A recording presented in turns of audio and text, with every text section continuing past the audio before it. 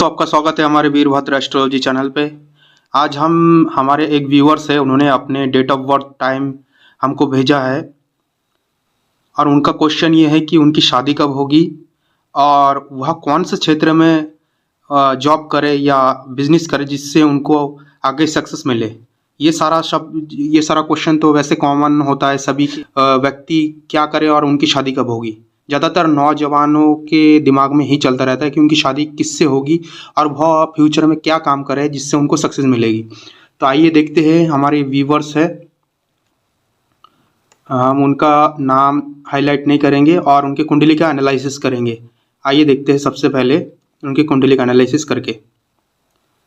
तो उनका नाम कुछ ऐसा है जो हम उनको हाईलाइट नहीं करना चाहते।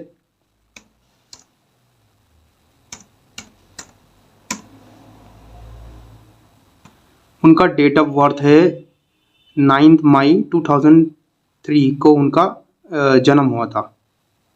09/05/2003, ठीक है। और डेट जो उनका जन्म का टाइम था वो रात को 11:50 के आसपास ही उनका जन्म हुआ था। तो टाइम हम 11:50 रख देंगे। 23:50 आपका कितना होता है PM, ठीक है। और इनका जन्म इंडिया में न्यू दिल्ली में हुआ था इनका जन्म। तो आइए देखते हैं इनकी कुंडली का एनालिसिस करके।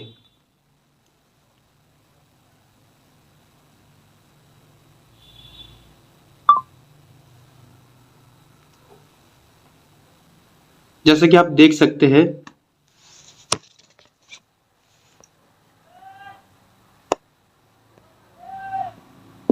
जैसे कि देखने से पता चलता है, यह जो व्यक्ति है मकर लग्न की कुंडली है और जो इनका राशि बनता है वो आपका कर्क है राशि, ठीक है। तो हम सबसे पहले इनका एनालिसिस करेंगे इनकी शादी कब होगी। तो शादी के लिए सबसे पहले हम कोई भी कुंडली हो तो उसमें उनका सेवन्थ हाउस यही है आपका सेवन्थ हाउस। आप लग्न से गिनेंगे 1 2 3 4 5 6 7, जहाँ पर आपका 4 लिखा है वहाँ उनका सेवन्थ हाउस है, ठीक है। सेवन्थ हाउस से उनकी शादी के बारे में हम देखते हैं। तो शादी के बारे में जो फोर्थ इसका जो स्वामी है चंद्रमा है, ठीक है। चंद्रमा की दशा कब आएगी तो वो देखते हैं। चंद्रमा की जब दशा जब आएगी तब उनकी शादी होने की ज़्यादा संभावना है। तो आप देख सकते हैं चंद्रमा की महादशा कब चलेगी, ये हम देखते हैं। चंद्रमा की महादशा आपका 2038 से 2048 के बीच में इनका चंद्रमा की महादशा होगी, ठीक है। तो ये तो जैसे कि ये जातक का अभी उम्र है आपका 22-23 साल इनका उम्र है, तो इस हिसाब से यह टाइम बहुत ही ज़्यादा लेट दिखा रहा है। लेकिन हमें दशा अंतरदशा भी तो देखनी होती है। अगर अंतरदशा आपको चंद्रमा की होगी तब हम मान सकते हैं उसकी शादी उसी टाइम होगी, या तो गुरु का जब दशा निकलेगी, जब गुरु की दशा अंतरदशा होगी तब उसकी शादी की संभावना सबसे ज़्यादा बनती है। तो हम कोई भी कुंडली में हम उनके त्रिकोण को देखते हैं। त्रिकोण का टाइम जब चलेगा तब भी शादी के आसार बनते हैं। तो त्रिकोण, तो ये आप मकर लग्न है तो इसके त्रिकोण में है, जो त्रिकोण यहाँ पर 5th हाउस एवं 9th हाउस, ये है इनकी त्रिकोण। अब त्रिकोण में आपका क्या होता है, त्रिकोण में जो भी नंबर लिखे हैं उनका जो लॉर्ड होता है उनकी जब दशा आएगी तब भी शादी की संभावना ज़्यादा बनती है। तो शादी की दशा देखने के लिए आपको 5th हाउस का जो फिफ्थ हाउस में आप देखते हो 5, आप 1 2 3 4 5, जो 5th हाउस में 2 नंबर लिखा हुआ है, 2 नंबर का क्या होता है, वृषभ राशि होता है। वृषभ राशि का लॉर्ड कौन होता है आपका, वृषभ राशि का लॉर्ड होता है आपका शुक्रदेव। तो अभी वर्तमान समय में इनकी शुक्र की ही दशा चल रही है।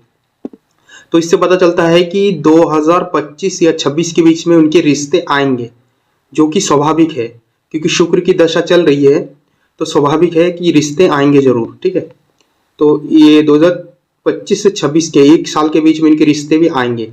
उसके बाद सूर्य की जब दशा चलेगी, सूर्य की दशा में क्या हो गया, सूर्य की दशा क्या होता है आपका नेम फेम और आपके सरकारी नौकरी के लिए देखते हैं हम, ठीक है। तो अब इनकी शादी के बारे में पता चल गया।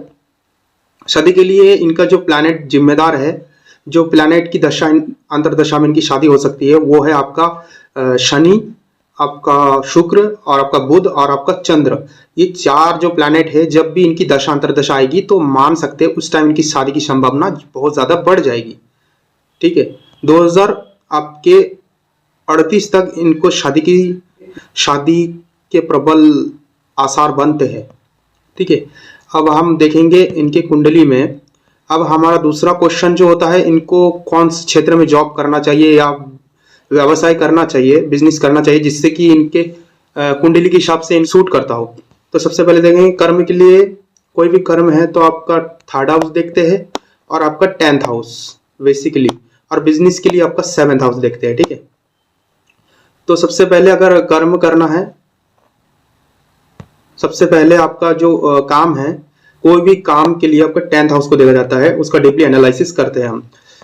तो 10th हाउस में आपका क्या है, 10th हाउस में आपका देखिए, 10th हाउस में आपका 7th लिखा हुआ है। तो 7 तुला राशि होती है, तुला राशि का जो लॉर्ड होता है आपका शुक्र होता है। तो शुक्र इस टाइम बैठा कहाँ पर है, शुक्र 3rd हाउस में बैठा हुआ है, जो कि स्ट्रांग अवस्था में है। तो इस टाइम इनके काम के संभावना बहुत ज्यादा हो जाते हैं। अगर ये सरकारी नौकरी के लिए देख रहे होंगे तो सरकारी नौकरी के लिए भी बहुत अच्छा समय है। आपके 2032 के बाद सरकारी नौकरी के लिए बहुत ही अच्छा टाइम होगा, इनके लिए बहुत ही ज्यादा सुइटेबल टाइम होगा। इस टाइम इनके सरकारी नौकरी अगर ये तैयारी कर रहे होंगे तो बहुत ही अच्छा टाइम है, क्योंकि इनके 4th हाउस में आप देखिए सूर्य के साथ बुध बैठे हैं, और बुध इनके 9th हाउस मतलब भाग्य का स्वामी है, जो कि भाग्य को 4th हाउस में लेके बैठा हुआ है, मतलब सूर्य के साथ बैठा हुआ है।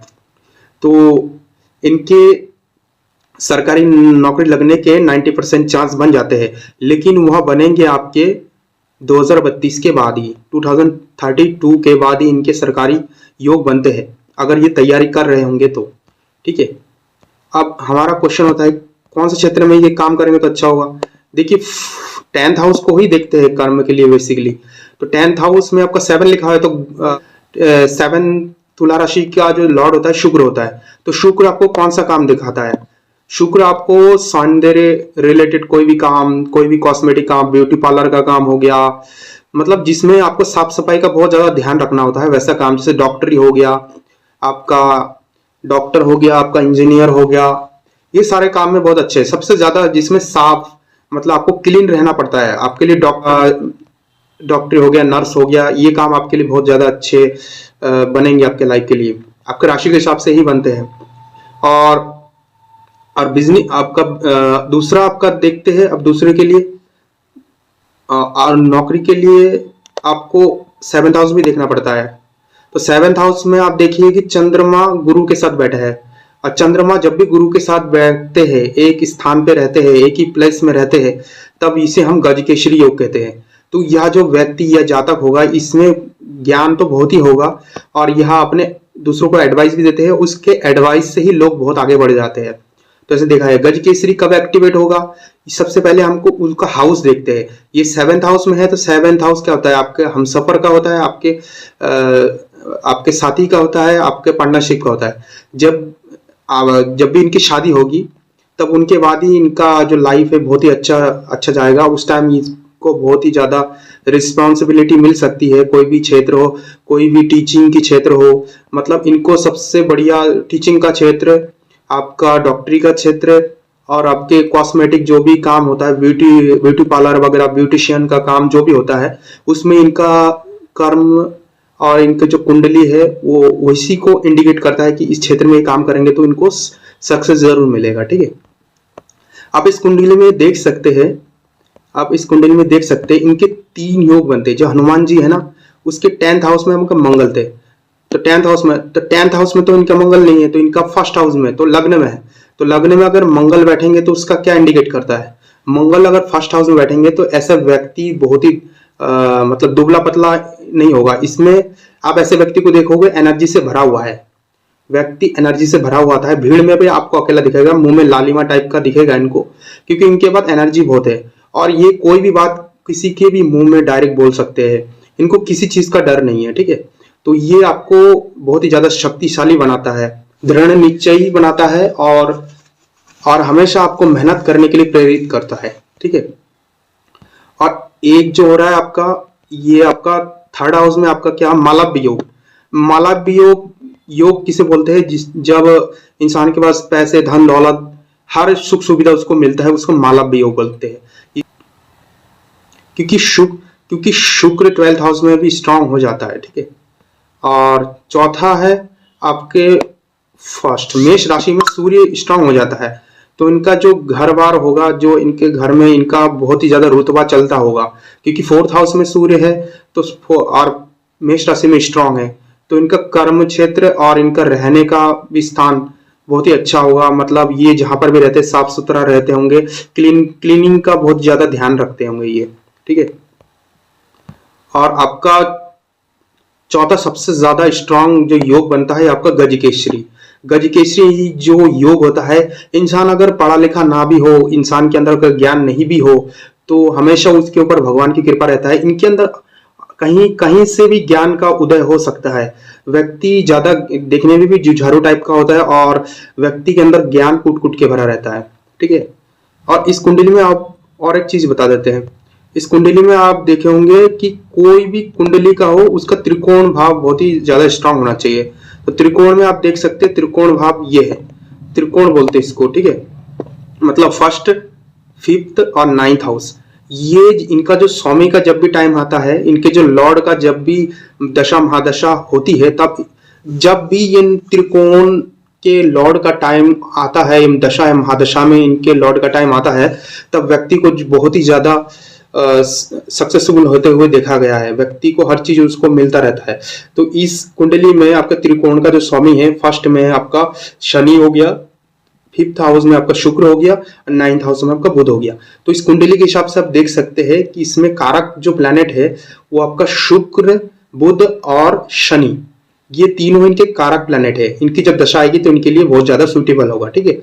अब मारक ग्रह के भी बारे में बात कर लेते हैं। मारक जो है आपका सूर्य, इस जो कुंडली है इनपे सूर्य मारक है। आप देख सकते हैं 9th हाउस का बृहस्पति भी मारक है। ज्यादातर सूर्य को इसका मारक प्लैनेट के रूप में, इस लग्न के हिसाब से मकर लग्न में सूर्य आपका मारक प्लैनेट के रूप में देखते हैं हम। तो इस जब भी दशा अंतरदशा आती है, तब उस टाइम थोड़ा स्ट्रगल बहुत ज्यादा हो जाता है। दोस्तों, आपको हमारा वीडियो अच्छा लगता है तो हमारे चैनल को सब्सक्राइब कर दीजिएगा। धन्यवाद।